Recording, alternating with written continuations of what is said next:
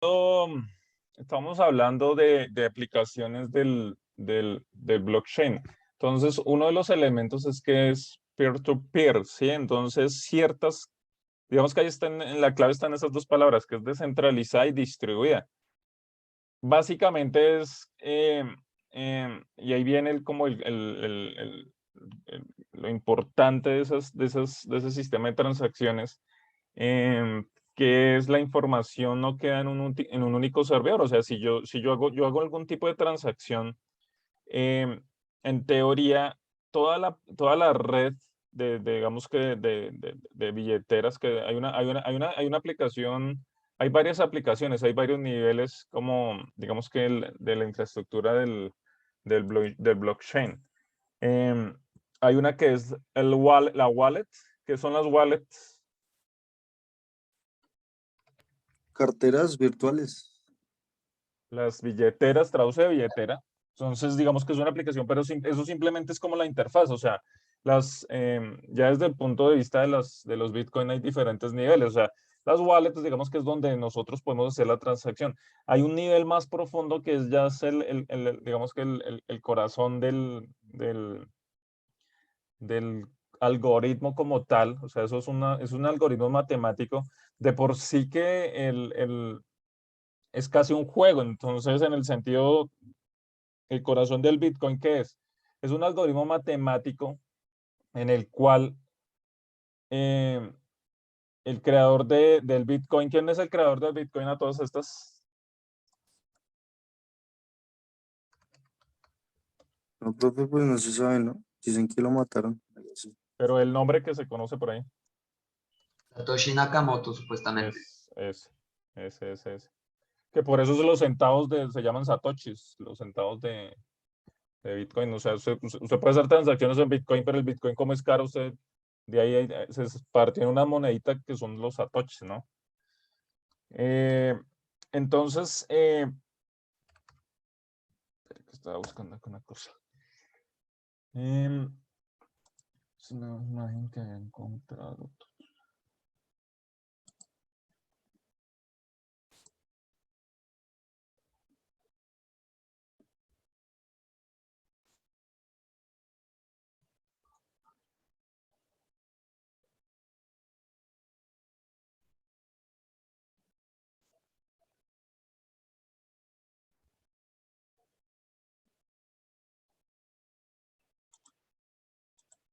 Bueno, esta no era la imagen, pero más o menos es como una infraestructura, así que les quería mostrar. Digamos que la parte técnica de los bitcoins es eso. Digamos que primero es una plataforma que es la que garantiza digamos que sea independiente y descentralizada. Hay muchísimas. O sea, cuando nosotros buscamos, digamos que monedas, Chain, que creo que es una página de esas.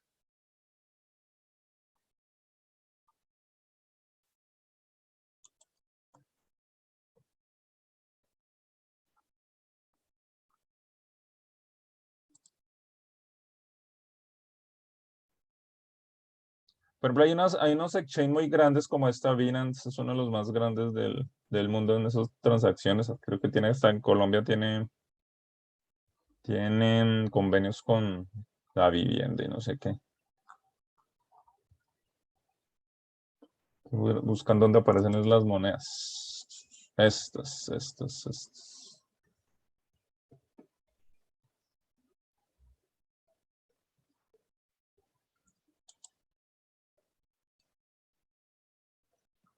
Entonces, esto era lo que les voy a mostrar. Una de la principal es la Bitcoin, la segunda es Ethereum. Esta es importantísima, ya ahorita vamos a ver.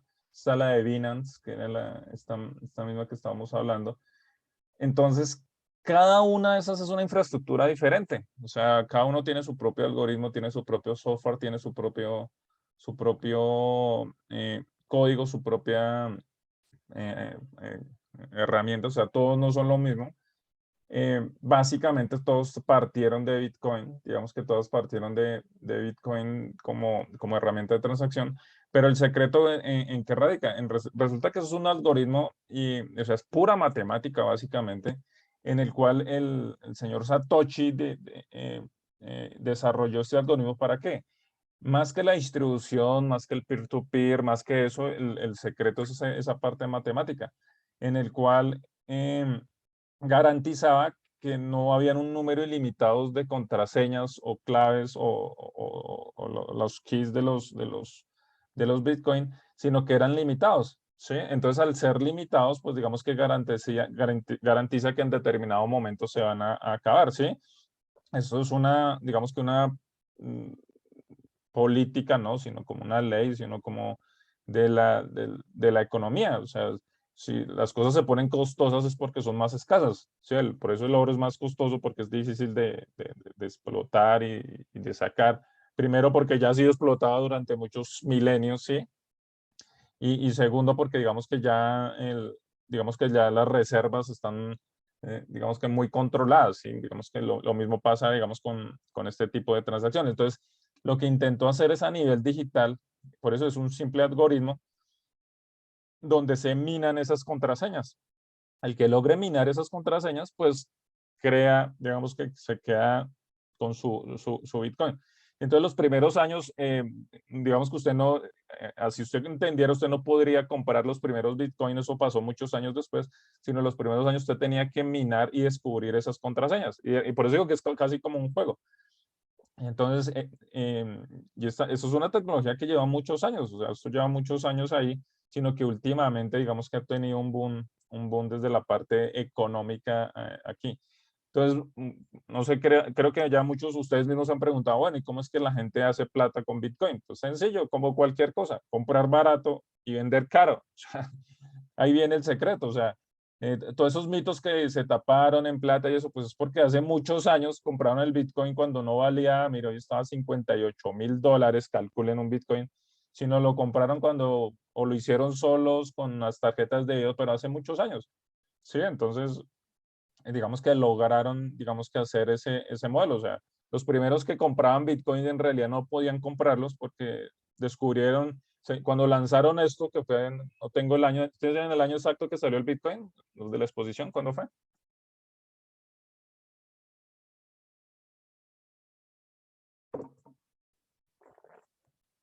2009, profe.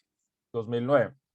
Entonces, mire, ya casi 15 años, entonces fueron esos primeros, digamos que esos primeros códigos que generaban, pues no valían, entre comillas, nada generarlos. Y como funciona con el mismo principio hagan de cuenta del oro hace 300, 500 años, que pues cualquiera podía llegar a una mina y sacar, ¿sí? De por sí que acá en Colombia también hace no mucho, se encontraba una mina y podía sacar ahorita que es el Estado, que no sé qué. Pues lo mismo pasa, digamos que está pasando pues ya a nivel digital. Los primeros que lograron sacar esos bitcoins a cero, entre comillas, 0 pesos, o era más fácil. Ahorita con el boom que hubo eso, pues es mucho más difícil hacer ese proceso. Por eso fue que empezaron a aparecer otras, ¿sí? Y hay cientos, y hay unas que no valen nada, y hay unas que sí valen mucho, ¿sí? Entonces se creó un mercado paralelo. Todo esto es una copia del mercado de bolsa de valores, en lo que digamos que hacen las transacciones normales la economía. Entonces, mire que es bastante revolucionario por dos razones. ¿Qué pasa si un país no acepta el Bitcoin?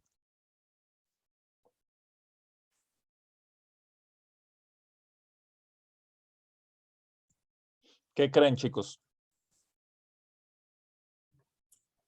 Pues es un cuento porque es que si todos los países tuvieran el Bitcoin aceptado y todos lo estuvieran usando como moneda de cambio y digamos Colombia no lo está usando, entonces ¿cómo carajo entra a la economía mundial? No puede. Es que mire que eso es lo revolucionario. Digamos que mucha gente dice, pues no se invierte en Bitcoin porque no lo acepta el país. Por ejemplo, hay un caso de estudio que es El Salvador. El Salvador es el único país que ha aceptado como moneda no oficial, bueno, pero digamos que moneda de transacciones, eso tiene un nombre, me va a caer, el Bitcoin. Pero es que ahí viene lo paradójico de lo siguiente. Resulta que el Bitcoin no necesita ser autorizado por ningún país. O sea, si todos los países controlaran y manejaran el Bitcoin, perdería su esencia, que es de ser descentralizado. Digamos que esto toca mucho, digamos que hablando acá de teleinformática, esta es una aplicación económica de teleinformática. O sea, acá por eso es que a muchos los ingenieros nos preguntan del Bitcoin, pero acá uno tiene que saber unos más de economía que desde la parte técnica, ¿sí? Obviamente tiene su gran componente técnico, pero en realidad es eso, el Bitcoin el core, el secreto del Bitcoin es que es descentralizado. O sea, más que una moneda mundial, más que eso, los mercados pueden ser alterados. Se ha visto en la economía de Estados Unidos, sin contar la de Colombia, los bancos centrales manipulan la economía para bien o para mal. Ese es el objetivo de los bancos centrales. Sí, los bancos centrales de Estados Unidos, que son los que dicen qué endeudamiento hay, cuántos dólares circulan y eso. No sé si han visto por ahí cosas en videitos en YouTube, en esas vainas también en esas vainas de, de conspiraciones y todo eso, que hablan sobre la economía. O sea, hay un detalle de la economía, chicos, o sea, las deudas mundial del mundo de todos los países, incluyendo desarrollados y no desarrollados, es 3 veces más el Producto Interno Bruto. O sea, las grandes potencias están endeudadas todo. Y la pregunta, ¿a quién le deben plata?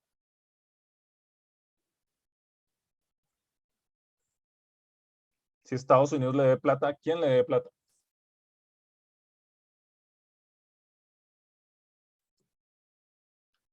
¿A quién creen? ¿Los extraterrestres o quién? Profe, Sergio Moreno no tiene internet.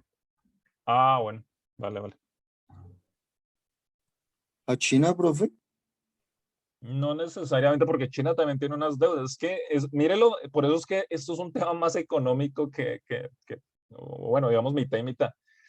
Pues resulta que acá hay dos componentes, los países tienen dos componentes, que son los estados soberanos y eso que nos han vendido y que el poder legislativo y eso, pero eso o sea, eso dejó de existir hace muchos, muchos, muchos años.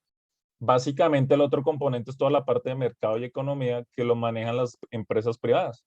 Conclusión, todos los estados le deben a esas empresas privadas mucho, mucho, mucho dinero. O sea, podríamos trabajar 3 años todo el mundo y, no, y se seguiría debiendo plata, ¿sí me entienden? O sea, por eso tiene un gran componente. ¿Y por qué se endeudaron? O sea, es como, hagan de cuenta en una casa, si ustedes, todos los de su casa se ganan 3 millones de pesos y tienen que pagar cuotas de 6 millones de pesos mensuales, ahí hay un problema. Lo mismo está pasando con los países. ¿En qué momento se endeudaron? Pues porque los bancos centrales, por sus negocios, por corrupción, por muchos elementos, digamos que han manejado. En teoría el Bitcoin tiene un componente ahí muy revolucionario porque básicamente casi no mencionan eso porque sí es medio revolucionario y radical en que se iba a hacer una economía paralela independiente a los vaivenes de los mercados, ¿sí? Por eso es que fluctúa tanto, ¿sí me entienden? Porque pues los estados son, digamos que tienen sus ciclos anuales y sus presidenciales cada 4, cada 6 años, depende de los países. Entonces, eso es lo que hace revolucionar, digamos que la economía. El Bitcoin, pues digamos que es más manipulable, se puede también, digamos que, no manipulable, sino que a los que manejan las grandes transacciones también pueden llegar a controlarlo. Pero volviendo al tema, ese era como el core del Bitcoin, ¿sí? O sea, que lo acepte o no lo acepte un país, a él no le importa, ¿sí? Porque fue hecho para que funcionara sin países, sin banderas, sin religiones, sin nada de eso, ¿sí? Entonces, eso, digamos que es bastante revolucionario como término de economía. Por eso en las páginas de economía es muy rara vez lo que digan, no, que sí, de por sí que últimamente ya se ha vuelto, no, que ya Colombia está haciendo el proceso para aceptar. Simplemente es que cuando ellos ya ven que se puede controlar o que pueden cobrar impuestos o que pueden no sé qué, pues ahí sí lo asumen como elementos. Pero durante muchos años, mire, desde 2000 y pico que ya, digamos que ha sido descentralizado y que digamos que ha permitido manejar. ¿Es un riesgo? Pues sí, porque no, el componente técnico también tiene, bueno, hay algún detalle ahorita que tenemos que aclarar desde lo técnico, pero hay digamos que desde la parte económica, nadie nos garantiza, digamos que si yo invierto algo ahí, digamos que se mantenga. Que en teoría los bancos, en teoría, porque los bancos tampoco es que garanticen mucho, ¿cierto? Pero es lo que nos llegan a vender. Hay unas, digamos que políticas, acá han quebrado muchos bancos y en Estados Unidos han quebrado bancos y todo eso, imagínense. En Europa, en la crisis del 2008, acá en Colombia no se sintió porque hemos vivido en crisis toda la vida, entonces siempre está en crisis. Pero en 2008 hubo una crisis muy tenaz que los bancos quebraron y recuperaron. De por sí que acá suele pasar como antes de que lo que pasa en el mundo, porque en los 90 acá quebraban los bancos y el 4 por mil ese era para salvar los bancos.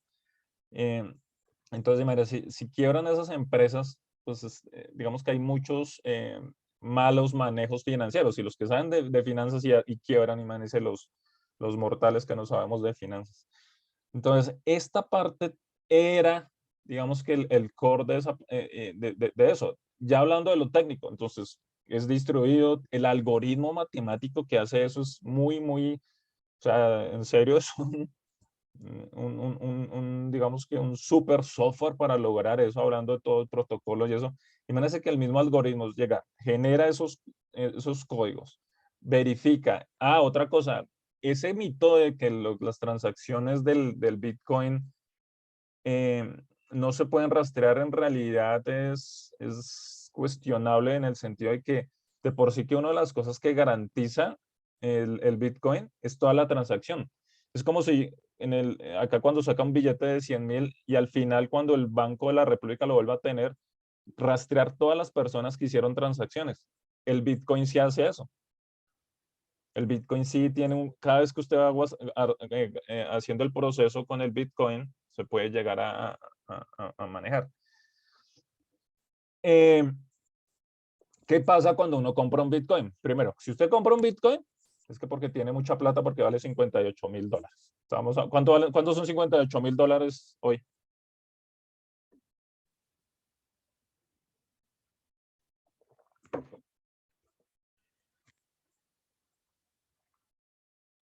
Como 130 palas, creo.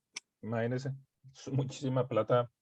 Entonces, ¿cómo funciona entonces si yo invierto 500.000? Yo puedo invertir 500.000 pesos en Bitcoins o en cualquiera de las monedas. Casi todas las monedas, pues sí, hay unas que son más económicas. Por ejemplo, un Binance vale $517. Tether, creo que esto vale menos. Mira, hay unas, los ADA 1.62. Bueno, está en euros. ¿Cómo lo cambio? No recuerdo. Bueno, pero bueno, más o menos. 119. ¿Qué pasa cuando uno compra menos? Pues básicamente en realidad no está comprando nada, ¿no? O sea, en realidad usted no está comprando un Bitcoin cuando compra menos. Ahí es donde entran las wallets y entran los exchange o entran unos intermediarios, que es como vender una acción de un Bitcoin. O sea, usted en realidad no compra, y eso es lo peligroso también que hablan de este tipo. Ya han habido varios casos de empresas que usted puede montar una página y ponerle estas cositas que cambien también. Esto es pura programación. Pero ¿quién le garantiza que eso esté ahí? ¿Sí? Entonces, digamos que si cuando le preguntan a uno en qué invertir, pues básicamente lo mejor es conocer en estos exchanges grandes que digamos que la gente digamos que empieza a trabajar. Pero entonces, si es menos de un Bitcoin, en realidad usted no tiene nada. ¿Sí? O sea, si es una moneda, cuando ya son monedas más grandes, digamos que uno ya puede llegar a hacer transacciones. Aunque uno sí puede hacer transacciones con Bitcoins, porque usted no puede comprar una pizza y si la pizza vale menos de 120 millones, pues ¿cómo haría? Entonces, eso se parte en centavos, que son como unos satoshis que también suben y bajan según el precio, y usted puede, digamos que, transferir, y los intermediarios son los que se encargan de hacer esas transacciones. Por eso es que se crea como una economía paralela, ¿sí? Digamos, que también eso sí ya está sujeto digamos que, a cambios. Entonces sí es muy dispendio. En muchos casos han pasado. Una de las billeteras más grandes, creo que Australia, eh, en teoría dicen que el dueño desapareció y tenía unas claves y se perdieron millones de dólares por allá. ¿Sí? Dicen que fingieron la muerte porque habían quebrado, otros dicen que sí se murió. El hecho es que esa plata está perdida. Y ahí viene la parte técnica de seguridad. ¿Qué tan seguro es? Hay el rumor que si escuchaban muchos de los virus, acá relacionándolo con el sistema de seguridad informática, muchos de los virus que encriptan información piden el pago en bitcoins porque dificulta, digamos, que la transacción, el rastreo de información. Volviendo al tema, sí queda rastreado quién lo tuvo, pero ese quién lo tuvo no es tan fácil volverlo una persona. O sea, eso queda con el wallet, con un ID.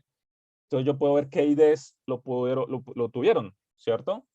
Pero ya convertir esa idea a persona como eso a un sistema centralizado no lo puedo saber. Entonces, ¿para qué me sirve? Pues básicamente la única forma de saber del ID o el dueño es con una contraseña.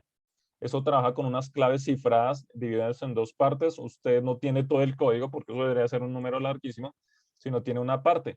Y la otra parte está en el sistema. Y si eso coincide, usted puede llegar a manejarlo. Por ejemplo, para saber quién es el dueño o quién fue el creador, que eso es la única forma que podrían saber quién fue el creador de los bitcoins, es con una contraseña.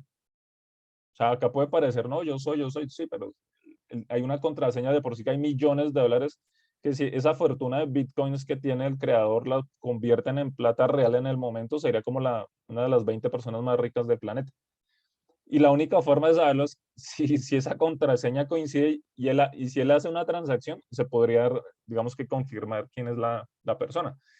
Que esa también es como la capa de privacidad que vende el Bitcoin.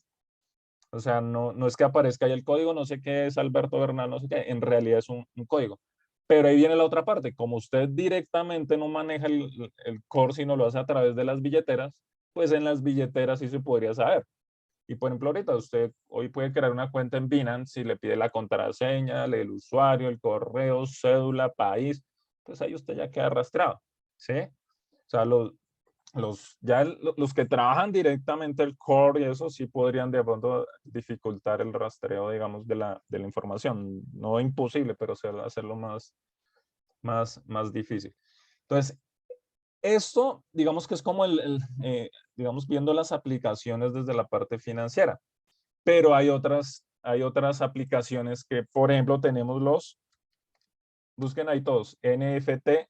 ¿Qué son los NFT? A ver, 5 minuticos ahí busquen.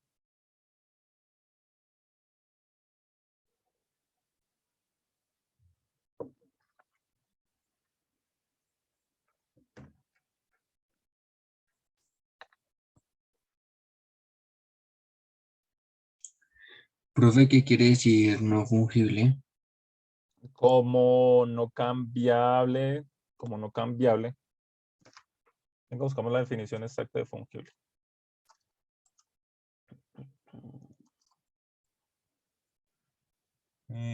Derecho, bienes fungibles, propiedades.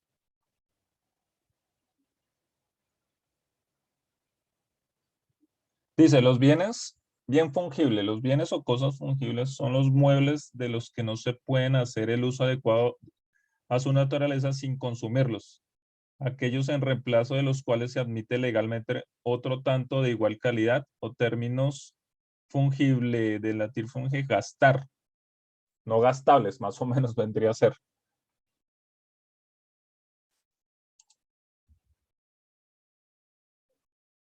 Es un término en derecho.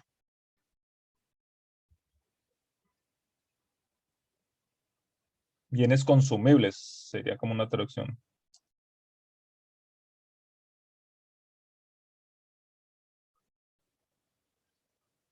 Entonces un no será no consumible.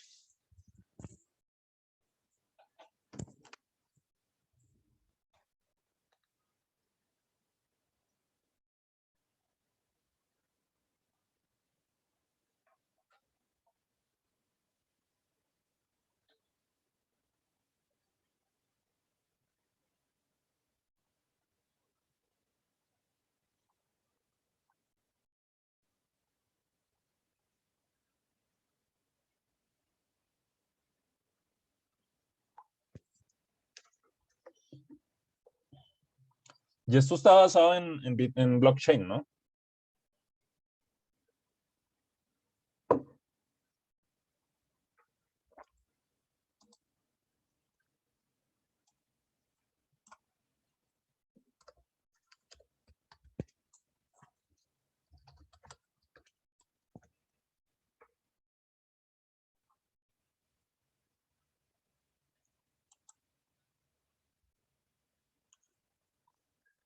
Entonces, ¿qué son los NFT, muchachos? ¿Qué encontraron?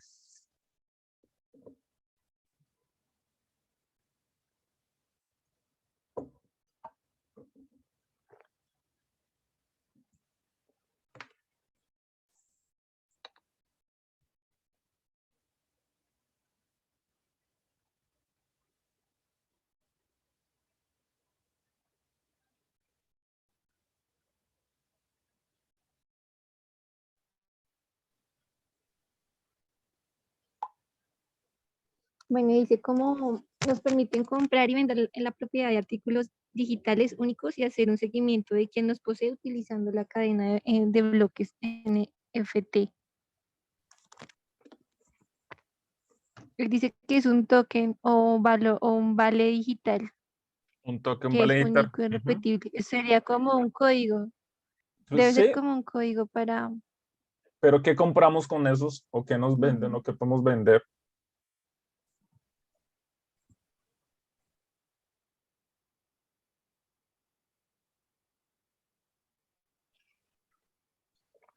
Porque básicamente lo... Solamente como por internet, miramos, Sí, sí, pues eso sí es como un token netamente digital. digital conocido Es totalmente como el digital, eso Bitcoin. es, pero no es Bitcoin. Entonces, ¿qué es?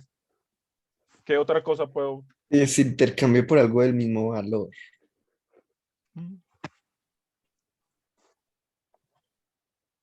Busquen plataformas NFT, a ver qué les aparece, a ver qué venden ahí. Dice tarjetas coleccionables de pasado se llaman token, no fungibles. Bueno, miramos, aquí hay plataformas. Em, de las criptomonedas, dice, ¿cuáles son las mejores plataformas para comprar y vender NFT? El fenómeno más reciente en torno a las criptomonedas. Entonces, son versiones modernas de tarjetas coleccionables del pasado, se llaman token no fungibles porque son unidades de criptomonedas únicas que no se pueden replicar. Como se trata de objetos digitales exclusivos. Dice, algún día podrán llegar a valer millones de dólares. De hecho, el primer tweet de la historia, Nyan Cat, el GIF de un gato con una tostada y el video viral Charlie Big Finger ya han sido remarcados en este formato. O sea, imágenes o videos, Sí, son como, ¿no? Son imágenes, mira videos. más. Y hay Dice, plataformas. a diferencia de otros tipos, Moments no es una plataforma de compra y venta permanente, sino que se activa en periodos específicos que son definidos por TikTok. Entonces, Así miren, es necesario estar pendiente de sus anuncios. entonces, miren la cosa, es que estamos casi en el salvaje oeste de las cosas tecnológicas que van saliendo. O sea, se supone que somos técnicos, ingenieros que estamos actualizados y cada clase descubrimos cosas. Imagínense, o sea, están vendiendo imágenes con Bitcoin. ¿Cuánto puede valer una imagen? Dice que millones de dólares. Pero la pregunta es, ¿usted podría copiar la imagen o no? No,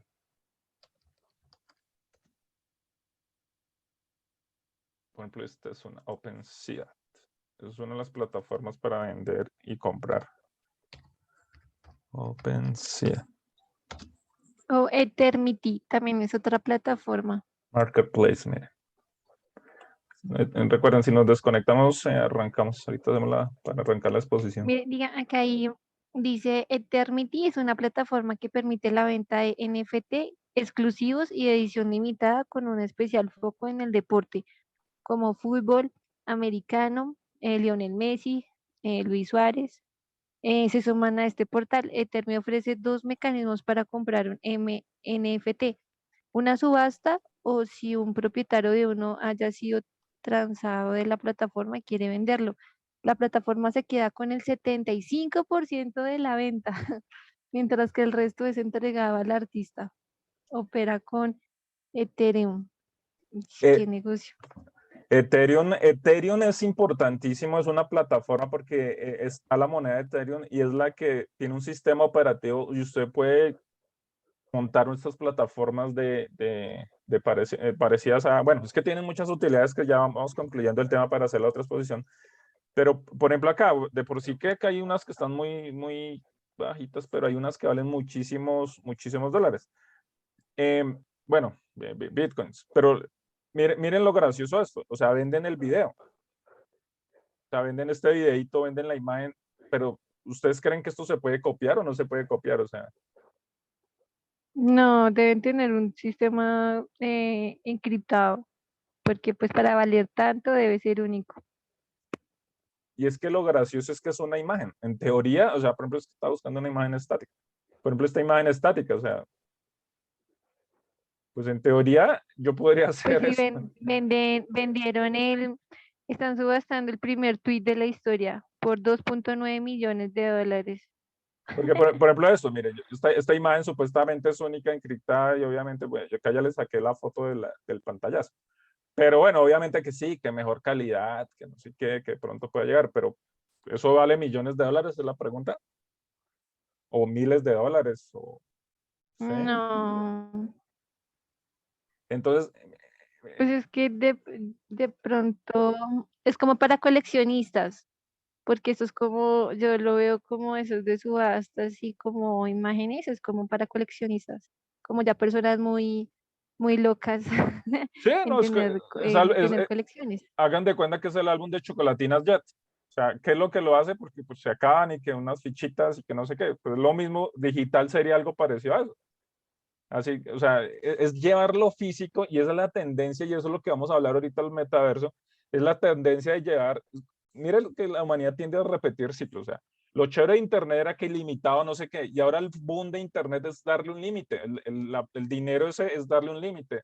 Esto, lo que están vendiendo es que esto es único y es limitado y que solo usted va a tener esta imagen y le venden esa garantía.